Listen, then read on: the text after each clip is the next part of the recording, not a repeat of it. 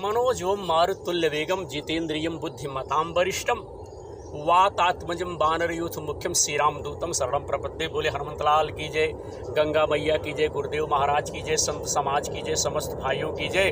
हमारे इस कार्यक्रम में जो है सम्मिलित होते, हमारे इस कार्यक्रम को जो लोग सपोर्ट करते हैं, सहयोग करते हैं, शेयर करते हैं, लोगों तक पहुंचाते हैं, उन सब भाइयों की जय हो। लोगों के अंदर आस्था और विश्वास हो। गुरुदेव महाराज की जय, गंगा मैया की जय। हमारे सामने काशी, वाराणसी, बनारस में विराजमान भगवान भोलेनाथ की जय हो। साथ ही साथ द्वारिकाधीश की जय हो, अयोध्यानाथ की जय हो, चित्रकूट कामतानाथ की जय हो। जय जय श्री राम। साथियों, आज हम इस वीडियो में हम आप सबको एक लघु कथा सुनाएंगे, एक छोटी सी कहानी बताएंगे और उस कहानी का अर्थ क्या है, उस कहानी का भावार्थ क्या है, उस कहानी से हमें और आपको शिक्षा क्या मिलती। साथियों, कहानियाँ जो है हमें उमंग, उत्साह, उल्लास और अगर हम पराजय हो गए हैं तो विजय की तरफ अग्रसर करती है। तो आज का आलेख जो है विनोद प्रहरी यूट्यूबर यूट्यूब चैनल की तरफ से, और आज का आलेख है 4 आने का हिसाब। हरिओम, जय हो गुरुदेव महाराज की। भैया, बहुत समय पहले की बात है। नया सर का राजा बड़ा प्रतापी था। दूर दूर तक उसकी समृद्धि की चर्चाएं हुआ करती थी और उसके महल में हर एक सुविधा की चीजें उपलब्ध थी। फिर भी उसका मन जो है अशांत रहता था, उसका मन जो है प्रसन्न नहीं रहता था। और उसने कई ज्योतिषियों और पंडितों से इसका कारण जो है पूछना चाहा, जानना चाहा। बहुत से विद्वानों से वह भैया मिला, तमाम ज्योतिषों से वह मिला, विद्वानों से मिला। किसी ने कोई अंगूठी भैया पहनाई, तो किसी ने यज्ञ कराए, पर फिर भी राजा का दुख जो है दूर नहीं हुआ। उस राजा को शांति नहीं मिली जी। जो लोगों ने जो जो बताया सब उसने किया, परंतु सुख और शांति प्राप्त नहीं हुई। और साथियों, जब राजा को किसी प्रकार से शांति नहीं मिली तो एक दिन वह अपना भेष बदल कर राजा ने अपने राज्य की घूमने के लिए सैर पर निकल पड़े। घूमते घूमते वह एक खेत के निकट से गुजरा। तभी उसकी नजर एक किसान पर पड़ी। किसान ने फटे पुराने वस्त्र, कपड़ा जो है भैया धारण किए हुए थे, और वह पेड़ की छांव में बैठकर किसान जो है भोजन कर रहा था।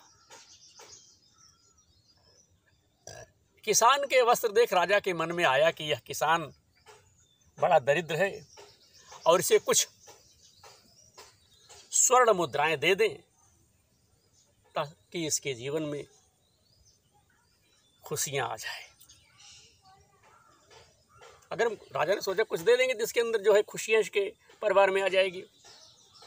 राजा जी किसान के सन्मुख जाकर के बोले कि मैं एक राहगीर हूँ, मुझे जो है तुम्हारे खेत पर ये 4 स्वर्ण मुद्राएं जो है मिली हुई है। क्योंकि यह खेत तुम्हारा है, इसलिए ये मुद्राएं तुम्हारी हैं, इन्हें आप जो है रख लो। किसान ना बोल दिया। किसान ने कहा कि ना सेठ जी, ये मुद्राएं मेरी नहीं हैं, इसे आप ही रख लीजिए या किसी और को दान कर दीजिए, मुझे इनकी कोई आवश्यकता नहीं है। और जब इस प्रकार से किसान ने कहा तो राजा उसकी प्रतिक्रिया सुनकर, विचार सुन करके बड़ा अजीब सा लगा। वह बोला, राजा ने कहा कि धन की आवश्यकता किसे नहीं होती, किसे नहीं पड़ती धन की आवश्यकता। धन की आवश्यकता सबको पड़ती है। भला आप लक्ष्मी जी को पा करके ना कर रहे हैं। किसान ने कहा कि मैं रोज 4 आने कमा लेता हूं, रोज जो है 4 आने कमा लेता हूं और उतने में ही मैं जो है प्रसन्न रहता हूं, खुश रहता हूं।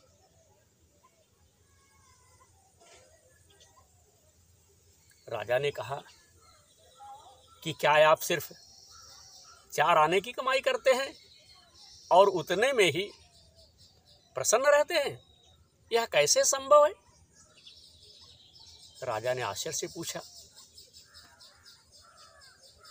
भैया सेठ जी कहने लगे, जब इस प्रकार से राजा ने कहा, सेठ जी बोले कि प्रसन्नता इस बात पर निर्भर करती है कि आप कितना कमाते हैं या आपके पास कितना धन है। प्रसन्नता उस धन के प्रयोग पर निर्भर करती है। तो तुम 4 आने का क्या क्या कर लेते हो? जो 4 आना कमाते हो, उस 4 आने का क्या क्या करते हो? राजा ने उपहास के लहाज में भैया प्रश्न किया। किसान भी बेकार की बहस में नहीं पड़ना चाहता था। उसने आगे बढ़ते हुए उत्तर दिया, इन 4 आने में से एक आना जो है कुएं में डाल देता हूं,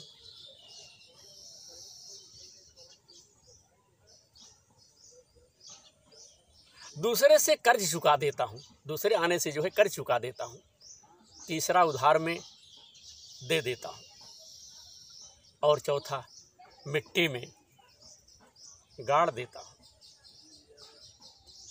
जब इस प्रकार से किसान ने कहा तो राजा सोचने लगा। उसे यह उत्तर समझ में नहीं आया, विचार करने लगा, उसकी समझ में नहीं आया। किसान के प्रश्न का उत्तर राजा की समझ में भैया नहीं आया। वह किसान से इसका अर्थ पूछना चाहता था, परंतु 4 आने का चारों प्रश्न बता करके किसान जो है जा चुका था वहां से, जहां राजा खड़े हुए थे। राजा ने अगले दिन ही भैया एक बहुत बड़ी सभा बुलाई और पूरे दरबार में जो उनके साथ घटना घटी हुई थी, जो प्रश्न किसान ने किया था, वह सबसे कह सुनाई, सबसे बताया और सबसे किसान के उस कथन का अर्थ पूछने लगे। जो किसान ने कहा था, अब भैया दरबारियों ने अपने तर्क पेश किए पर कोई भी राजा को संतुष्ट मित्रों नहीं कर सका। अंत में किसान को ही दरबार में बुलाने का निर्णय लिया गया। जब कोई नहीं बता पाया तो अंत में क्या हुआ कि उसी किसान को उस दरबार में फिर से बुलाया गया। बहुत खोजबीन के बाद किसान मिला और उसे कल की सभा में प्रस्तुत होने का निर्देश जो है दे दिया गया कि कल तुम राज्यसभा में उपस्थित होना। राजा ने किसान को उस दिन अपने भेष बदलकर भ्रमण करने के बारे में बताया और सम्मान पूर्वक दरबार में उस किसान को बिठाया। राजा ने कहा कि मैं तुम्हारे उत्तर से प्रभावित हूं और तुम्हारे 4 आने का हिसाब जो है जानना चाहता हूं। बताओ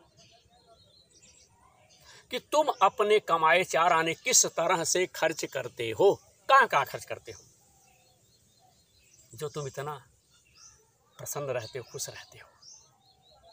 कहाँ खर्च करते हो? राजा ने प्रश्न किया। जब राजा ने प्रश्न किया तो साथियों किसान बोला, हे हुजूर, जैसा कि मैंने बताया था आपसे कि मैं एक आना कुएं में डाल देता हूं, यानी अपने परिवार के भरण पोषण में लगा देता हूं।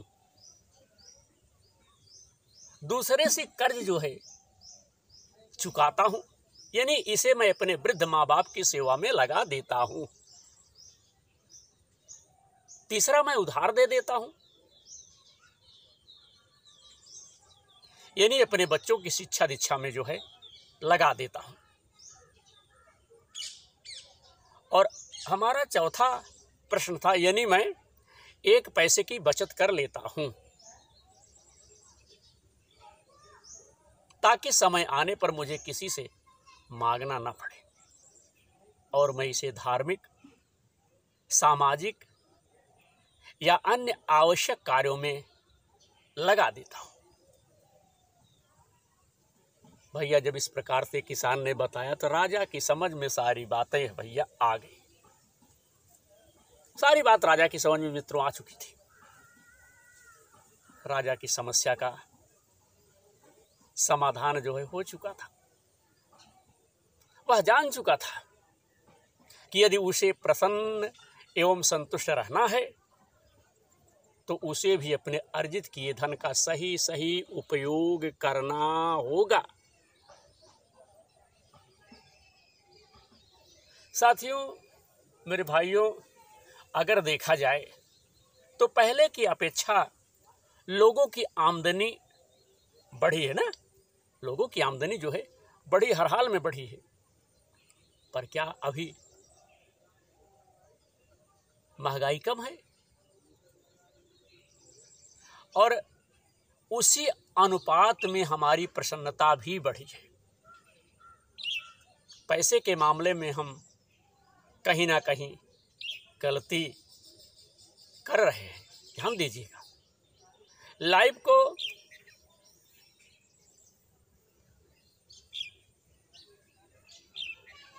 बैलेंस बनाना जरूरी है लाइफ के लिए, और इसके लिए हमें अपनी आमदनी और उसके इस्तेमाल पर जरूर गौर करना चाहिए। नहीं तो भले हम लाखों रुपया कमा ले, भैया, पर फिर भी प्रसन्न एवं संतुष्ट हम नहीं रह पाएंगे। इसलिए कि जब एक एक पैसा समझ करके, बूझ करके अच्छी जगह लगाएंगे तभी हम प्रसन्न रह पाएंगे। नहीं तो भैया राजा की तरह हम भी, आप भी परेशान रहेंगे।